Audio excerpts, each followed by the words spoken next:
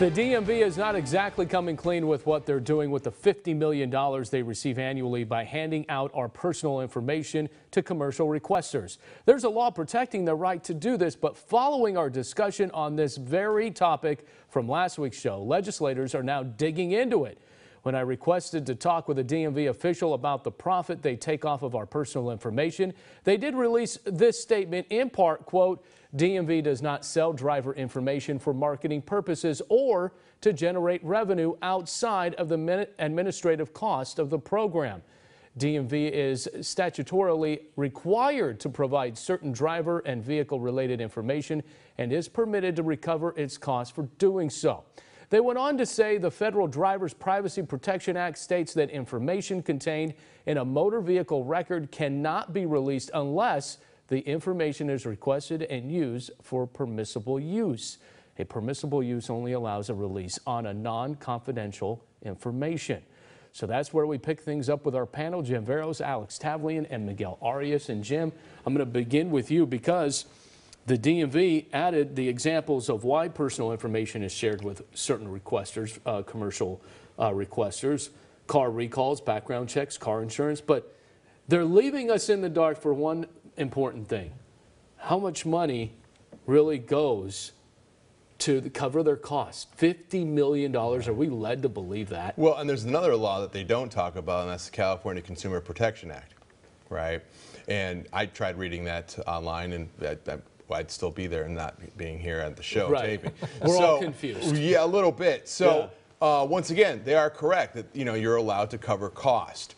Now, if you're saying that it's $50 million, then you have to show where does it go? Where does it go? Now, if the DMV can prove that, then that's sort of the end of the story. But if they can't, you got to show me where the money is. Yeah, Miguel, you've been known to dig into things at City Hall, ask for audits, this kind of thing. Does this require another audit by the DMV? This is disturbing, and a lot of drivers, and on social media for us at Facebook, it was very disturbing. Well, I think what it requires is our state legislators to do their jobs. And I know there's some local assembly members that love to pound sand, and maybe it's time for them to look at the DMV and they are on this perspective. And we'll see what turns out. I know public agencies have to release information that's requested from the public.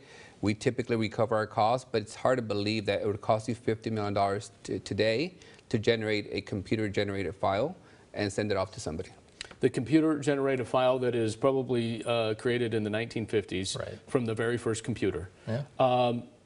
The DMV cryptic email that they gave me. Yeah. What do you make of that? I mean, here's the deal. My question isn't so much the costs, and it's not about any of this. I want to know who's requesting this information. They've given general examples, and the story that started this whole issue, actually there's a lot of other stories that go along with it, and they go into other states. Other states released the listing of every agency and organization that's requested this data. And there are a lot of private investigator firms. And we don't know who. We don't know who's done it in California. And we need to, I think we deserve to know who is asking for this information. If they're making money off our information. And more importantly, the federal law that you mentioned, the Driver's Protection Act, that law was as part of the Clinton crime bill, the 94 crime bill.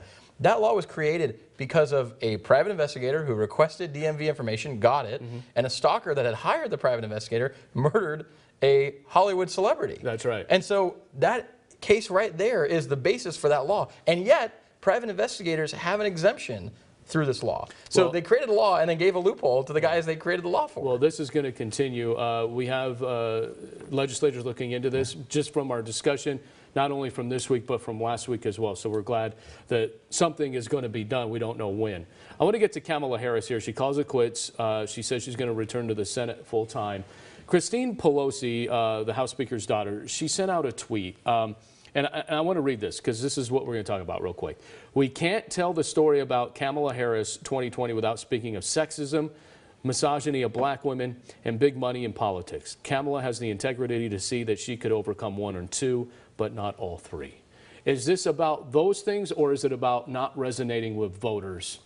Jim. I think Senator Harris, in the very beginning in the first Democratic debate, took a big swing, landed a punch. And the one thing about that is that then projected her into the lead. And when you get in the lead, you have to know how to keep it. And I'm not sure she was ready to be in the lead and have folks that she didn't know was coming to start swinging at her, and she could never really recover. She was there, she was in the top 4 for a while, but when she knocked out Joe that first debate, she was not ready for Tulsi and a lot of other people to start picking at her. Here's the other she wasn't ready. Here's the other thing, and Alex, I'll come to you. Congressman Costa, he endorsed her very early. Yeah. Governor Gavin Newsom actually sent out a press release to us 2 days ago saying, I'm going to be out in Iowa on the campaign. That was a tough trip. Yeah. That was a tough trip. But she didn't get many endorsements outside of California. No. And I think the reason why boils down to, and it's to use a phrase a lot of lawyers like to use, she didn't have a theory of the case, why she was running. She didn't have a good, compelling argument for what she was doing. And so when things came up in the campaign, which they obviously do, you can't control the narrative 100% of the time in any political campaign, but a lot of the time she just never appeared to be in control of her own campaign, internally and externally, right. And so voters just couldn't get connected. Miguel, I'm going to let you punctuate this. If you were a supporter of Kamala, which I don't know actually if you are or not, but those who are, where do they go next? Who's their candidate they support now? You know, I think Kamala was trying to create a path in the middle.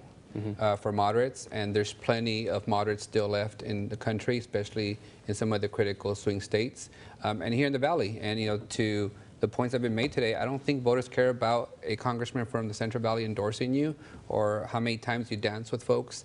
What they care about is your message, your strategy to beat Donald Trump. That's the foremost important condition. I never thought I would see the day that you and Alex and Jim would all be on the same page. I never thought. We all agree that Donald Trump has to go. Well then, we will move on. Thank you guys. Still to come.